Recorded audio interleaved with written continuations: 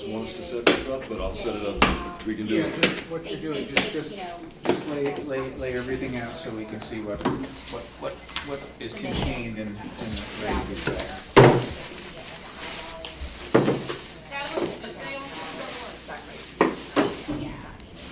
Okay, yeah, I will certainly.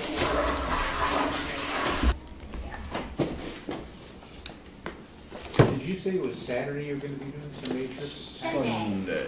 Sunday. Sunday, 2 o'clock. Okay. I had mentioned before that if you have an opportunity on your iPhone, take a few pictures. Absolutely. And email them to me. Yes. That would be fine. Thanks. Absolutely. We have photos on our website as well. Yeah, I saw, and there's plenty, there's plenty there, but if you happen to have people like just you guys and everybody else, Guys, ready? Yes. Sure. Here we go. It's nice to meet both of you. Thank you. I have been looking forward to this. Let's begin by talking a little bit about your foundation. Tell me the story of the foundation, why it was created to begin with.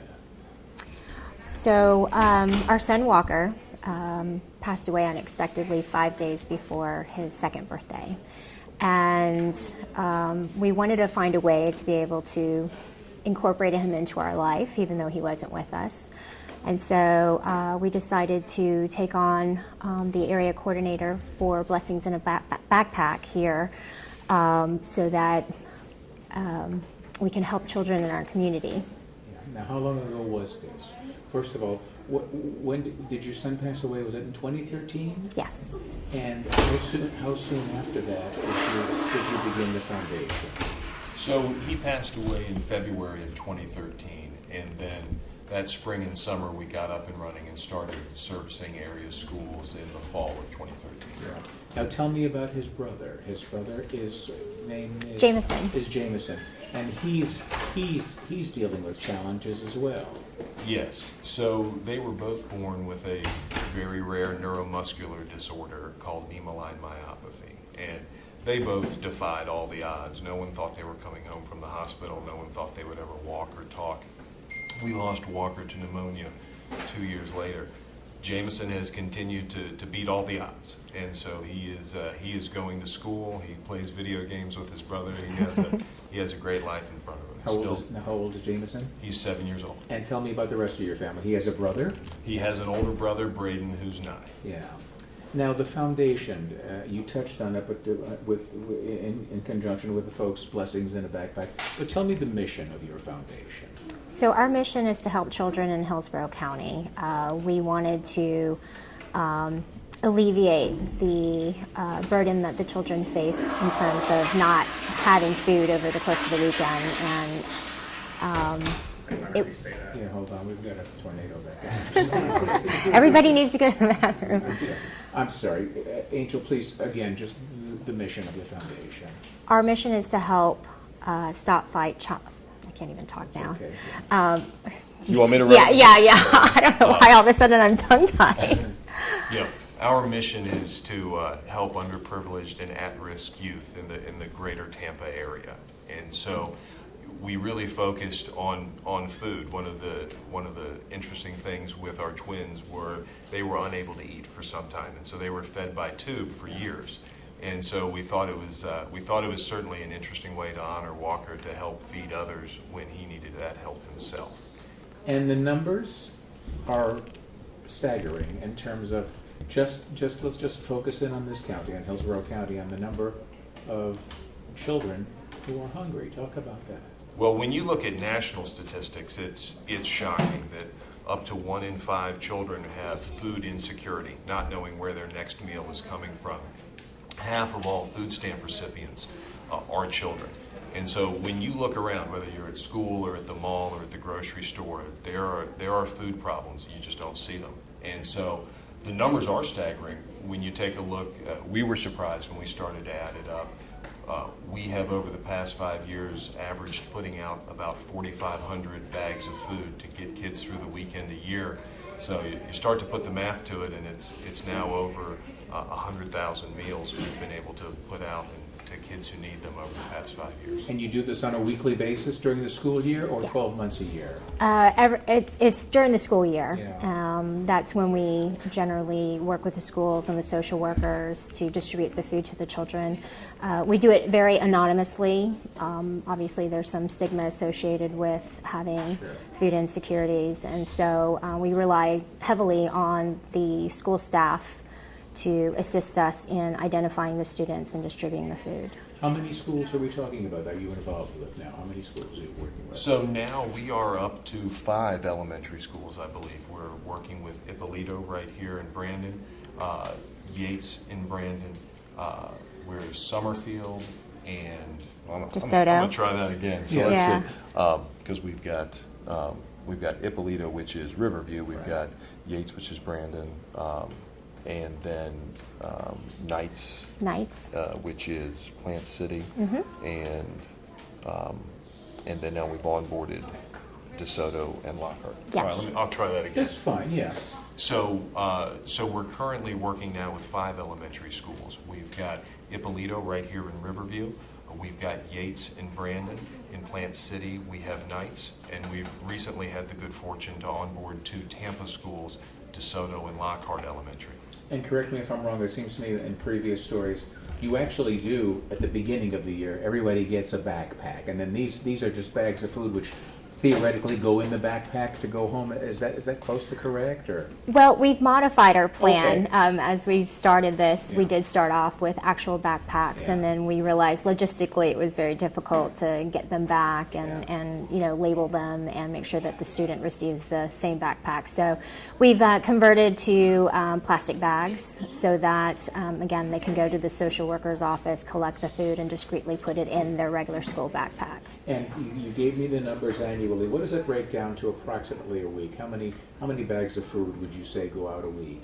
So we're currently serving about 200 students a week. Wow. You have a beautiful website that tells your story Thank you. and certainly pays tribute to Walker Thomas. But you are also a nonprofit, and people who are watching this, if they would like to get involved in any way, shape, or form, including to help cover the expense, which has got to be great for this, they can do that on your website, I'm guessing, since you are a nonprofit, yeah? Absolutely. So on our website, there is a option to donate. You can donate either one-time donation or ongoing pledges. We also do accept food donations as well.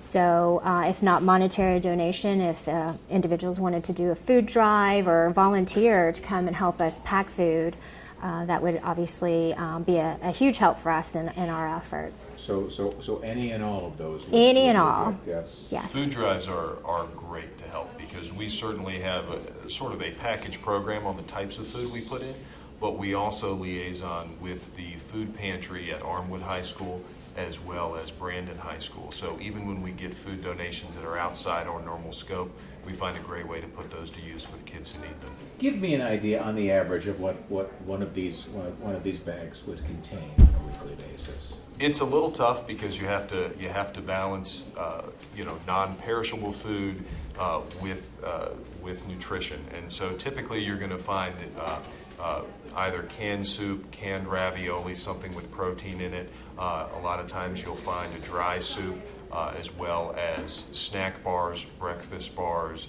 puddings, anything that's non-perishable, we'll find a home for. And in terms of cost, in terms of what you have to purchase, and I'm sure that you purchase smartly in great quantity and negotiate. I know you guys know what you're doing. And then and also with what people donate, approximately, if you know this number annually, what is the value in dollars and cents of all the food that's going home with these youngsters? So amazingly, $100 can feed a child for an entire school year.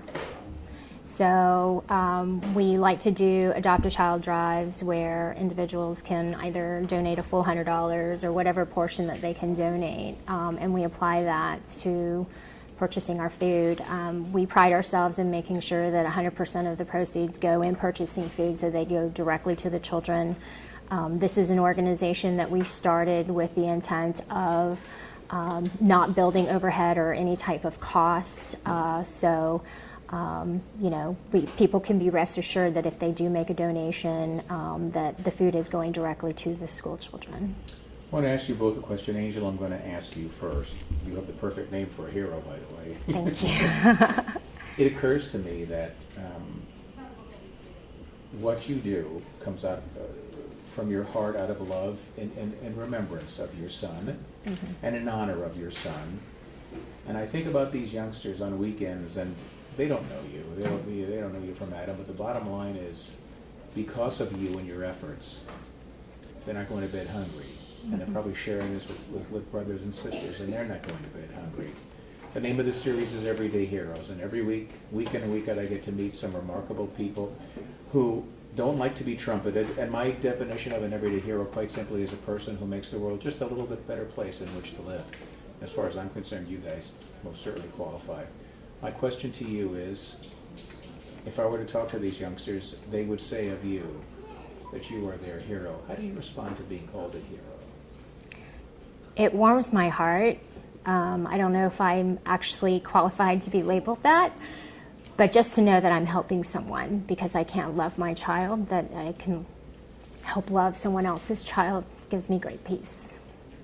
And Tim, the same question to you. And it's impossible to imagine what the two of you have experienced, and to focus on it this way with such love and caring for strangers, quite frankly. They would say of you that you are a hero. How would you respond to that? Well, I would probably respond by saying they're mine. We've been very fortunate in our life, and we certainly have the opportunity to remember our son in a positive way every week, every time we touch one of these bags. These kids that we're helping are growing up in challenging circumstances, far more challenging than we did. And so for them to go through what they go through, graciously accept the help, and go on to lead good lives, they're my heroes. It's a pleasure and an honor to meet both of you, and I thank you very much. Is there anything we haven't talked about? Is there anything we haven't touched on that you were thinking or hoping we would on this visit? No, I think you did a fantastic job. Thank you. Hopefully we did the same. Thank you for the opportunity. It is my pleasure. Thank you both very much. It's a question of the clock, and of course these guys were a wonderful interview, and they gave wonderful answers, and you try to tell the story.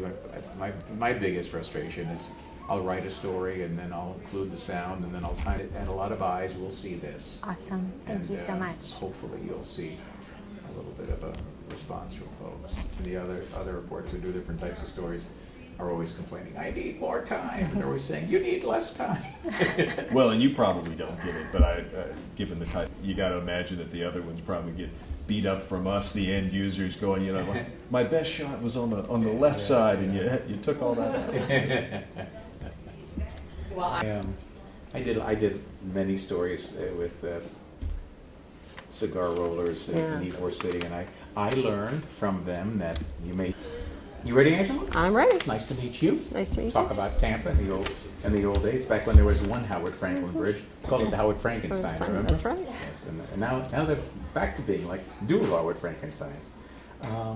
Tell me a little bit, first of all, about this school. This is one of several schools that Angel and Tim are involved with, and I'm guessing these are schools with students who are,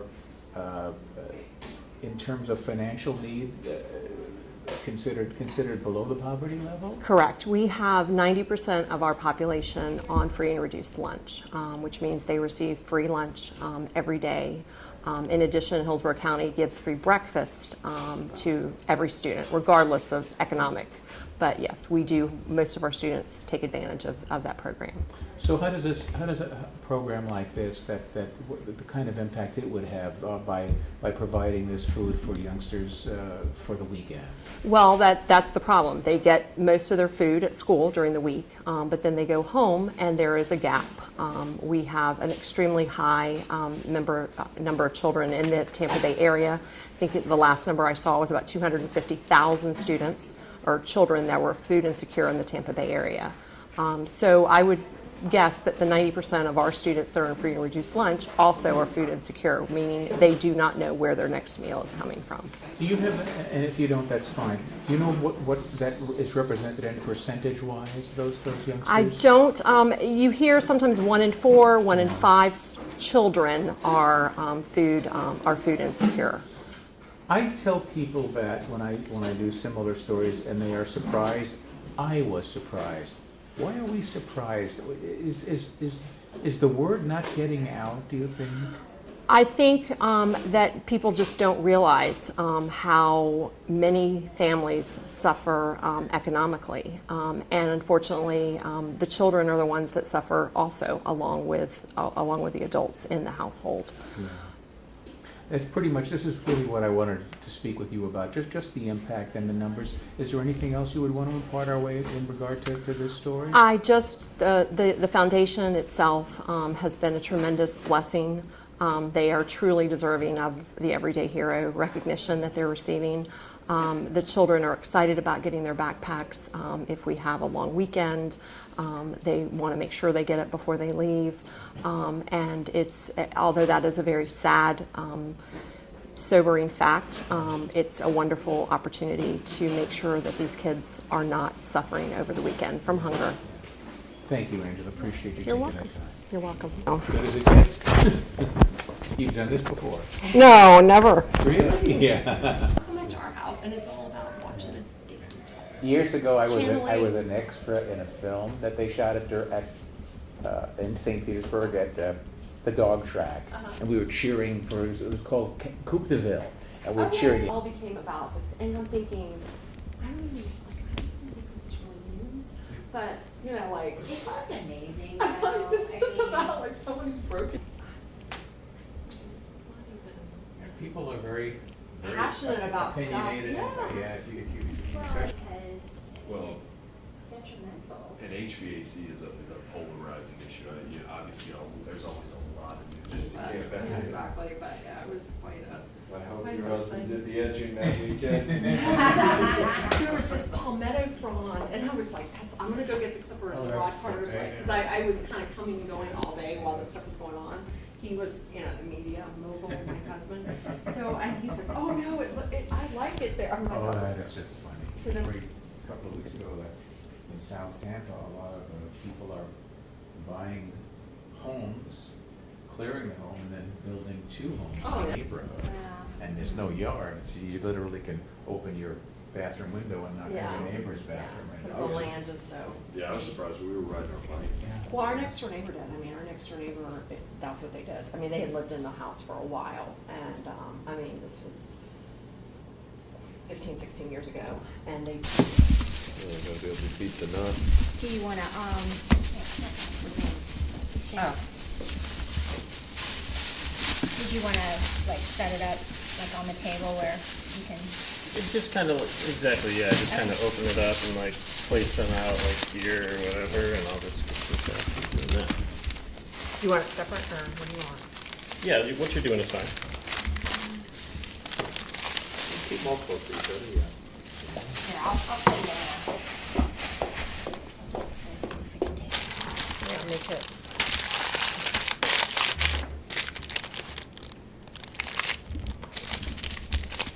So those are little mealworms in the back there? Yes. I mean, the other thing, about when we select the food is they have to be able to prepare it. Yeah. Because as Angela's, Oh, yeah. educated us that sometimes I lived on Harbor Island. Harbor Island. Yes, Okay. yes. I lived on San Rafael, Okay. Yeah, they're- Oh, sure. Where between? between West Shore and whatever the next one up is. Okay, between West Shore and By the Man. over. And So do you like Tampa Bay better or Pinellas? I won't it's quote you. impossible, but when I came out here in '85, I settled in St. Petersburg. And, so I like both, but I'm happy to be living in Pinellas. I enjoy Pinellas County. Yeah. And I will out really do. from. About that, about how how challenging it must be for you to get this amount of data and have to try and condense Yeah. it into this small thing. Anybody? Oh yeah. Yes. My husband is a real tease. I really think it's high school. Do you want me to call my friend Rod Carter and? First of all, he's not your friend. Aw. Second of all, no, no, and you're not allowed to do it. Because, oh, and he, you know, he checks his email because this man, I didn't realize that. I mean, just getting all this feedback. I mean, a story about an air conditioning breaking. How can you write? Where's this man? So between we have this air conditioning story at our house, and it was a live feed. So they spent hours at. I mean, they helped jumpstart my neighbor's car. I mean, Ron Carter Really? was just wonderful to us. So he, so there was a guy after the 4 o'clock meeting. He said, "You want to be with me?" I'm like, "Come here, Freddie." My goodness. That's our world. Your husband's like, "You want me to call RC?" To the Right. layperson, that's right. The inside is. And so like Ron Carter is just like he's responding back, and then he had a problem. Then somebody else lots with the next door neighbors. So we're on a lot and a half, Yeah, and they're on a lot and a that's half. nice. You know, but they so they were able. But I mean, what they built was, I mean, they had a second and third grade, and they're like they can make eggs and they can do this, Yeah. and I mean like much more. When my son was a senior in high school, he came and volunteered a lot, and they far surpassed his cooking ability Wow. at going away to college. I'm like, you are just learning how to make ramen noodles, Charles. I mean, because they were forced to do that. They're often have many more Caradona. They Oh, sure. off of West Shore. Yeah, yeah. So I'm in Pinellas now, but I live yeah, that's a nice. over there. Okay. We're just gonna get a few shots of the three of us, and then we'll put you in the hot seat. All right. I'm gonna grill you. Yeah, I think I'm gonna get